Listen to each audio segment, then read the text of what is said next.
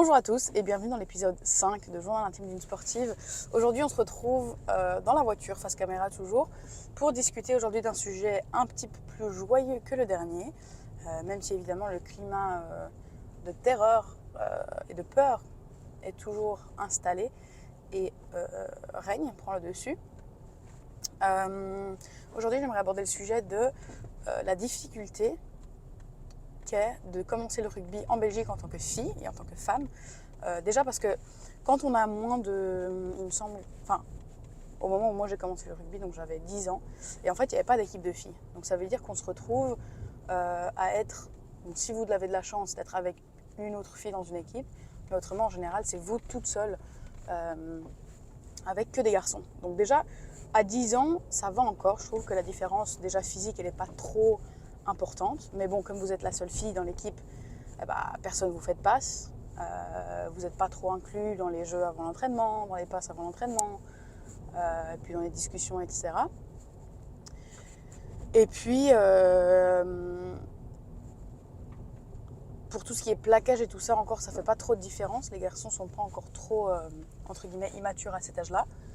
Mais donc à partir de U13, donc moi j'ai fait un an moins de 11 et puis 2 ans moins de 13.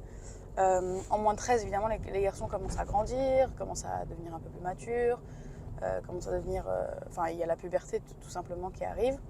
Et donc à ce moment-là, je me rappelle que c'était gênant pour moi en tant que fille, parce que déjà de 1, j'avais pas beaucoup d'amis, parce que c'était tous des garçons et que j'étais une fille et que du coup j'étais différente.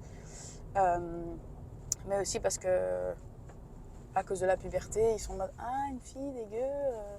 Et donc, c'est marrant parce que si par exemple j'étais en match et que je cassais la ligne, que je marquais, en tout cas je faisais que j'avançais, que je cassais la ligne de défense, et j'avais tendance à penser que c'était juste parce que j'étais une fille qu'on ne voulait pas me plaquer. Et du coup, je prenais jamais... j'avais aucune fierté quant à mes exploits entre guillemets rugbystiques. Donc voilà, et donc 2 ans en U13, donc ça c'était un peu le climat en U13. Deuxième année U13 par contre, donc j'étais de retour avec mon année à moi, les 2001. Et ça c'était un peu plus chouette dans le sens où on avait passé un an ensemble en U11, ensemble. Puis en U13, j'étais un peu avec l'âge au-dessus, ce qui me plaisait un peu moins. Et puis deuxième année U13, j'étais évidemment plus avec les gens de mon âge, ce qui me plaisait un peu plus. Et puis là il s'avère qu'on allait passer en U15. Et moi je voulais pas repasser en U15 avec l'âge d'au-dessus, parce que ça allait être encore pire qu'en U13. Et il s'avère que cette année-là, au lieu de passer en U15, on est passé en U14. Et donc je suis restée un an de plus avec mon année à moi, ce qui m'a fait continuer le rugby simplement, parce que sinon je pense que j'allais arrêter. Et en U14, donc moi dans les vestiaires, il faut savoir que j'étais tout le temps toute seule, donc j'étais déjà dans le vestiaire arbitre. Et donc les matchs, je savais très bien que le premier coup d'envoi, il était pour moi, que la première cut, le premier ballon porté, il va être pour moi en défense. Donc je savais qu'on allait m'attaquer moi. Et donc ce qui fait que ça forge un peu le caractère, parce que comme à cet âge-là, ils ont tous plus ou moins commencé leur puberté et à grandir et à devenir plus forts. Moi j'étais obligée d'assurer mes plaquages, j'étais obligée d'attraper les coups d'envoi et tout ça, parce que sinon j'étais clairement le maillon faible de l'équipe. Et déjà que quand t'es différent, t'as pas très envie d'être nul, entre guillemets. Donc voilà, il fallait absolument que défensivement je sois forte, que techniquement je sois forte, et que voilà, pour assurer. Et donc en U14, je me rappelle que je pense que c'était Enzo Gruitadoria qui m'avait nommé capitaine pour la saison. Et au début, j'étais un peu en mode bizarre qu'ils me mettent capitaine et tout. Je n'étais pas très à l'aise avec l'idée. Parce qu'il y avait des garçons qui je considérais étaient meilleurs que moi. Et que pour moi, à cette époque-là, je pensais que capitaine, c'était juste simplement le meilleur ou la meilleure joueuse de l'équipe. Mais en fait, j'ai appris plus tard que c'était pas forcément le cas. Mais c'est juste que à ce moment-là, j'étais un peu en mode oula, pourquoi est-ce que je suis capitaine et tout ça. Et donc, c'est marrant parce que donc, en U14, les mecs ont un peu changé, entre guillemets, de comportement vis-à-vis de moi, parce que du coup, j'étais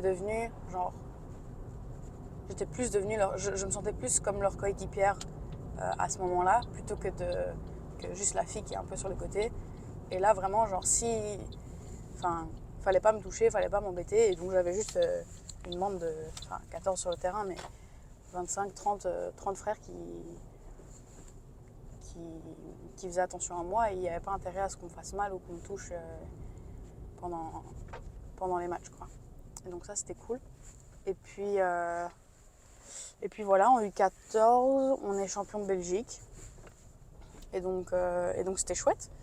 Mais donc, ce que je voulais aborder plus que l'histoire de quand j'ai joué avec les garçons, c'est que je pense que déjà le rugby en Belgique, c'est pas un sport qui est super populaire de base. Et puis encore moins pour les filles, parce que c'est pas facile de commencer un sport qu'avec des garçons. Quand on a entre 8 et 12 ans, c'est difficile, je trouve. Et puis, moi, entre guillemets, j'ai grandi avec 2 frères. Donc pour moi, c'était un peu normal d'être avec des garçons. Mais je pense que c'est pas pour les filles uniques ou les filles qui ont grandi avec des sœurs seulement. Je pense que c'est un contexte différent. Et donc, c'est moins facile. C'est moins facile, certainement. Et donc, voilà. Je vais m'arrêter là pour cet épisode 5. Donc, jouer avec les garçons, jouer avec une équipe que de garçons. Puis bon, je pense que j'étais aussi un petit peu garçon manqué en fait quand j'étais petite. Donc pour moi, c'était normal d'être qu'avec les garçons. Parce que quand à l'école, dans la cour de récré, moi je jouais toujours à touche-touche ou au foot ou peu importe ce que tout le monde faisait en fait. Mais quand je dis tout le monde, c'était les garçons et il y avait moi. Mais en fait, comme j'étais un peu naïve et crédule et je me posais pas trop de questions, je trouvais ça normal de faire du sport à la récré et jouer au rugby. Même si un peu plus tard, je me rappelle que je n'osais pas dire aux gens que je jouais au rugby parce que, comme j'en avais parlé dans mon premier épisode, il y a tous les a priori qui viennent avec. Et quand je me suis rendu compte de tout ça, j'étais en mode j'ai pas très envie que les gens pensent ça de moi. Et donc c'est à ce moment-là que j'assumais un peu moins que je faisais du rugby. Même si maintenant, j'en suis très fière et ça fait partie de qui je suis. C'est pas uniquement... Je suis pas uniquement une joueuse de rugby, mais je veux dire, ça fait quand même partie de moi.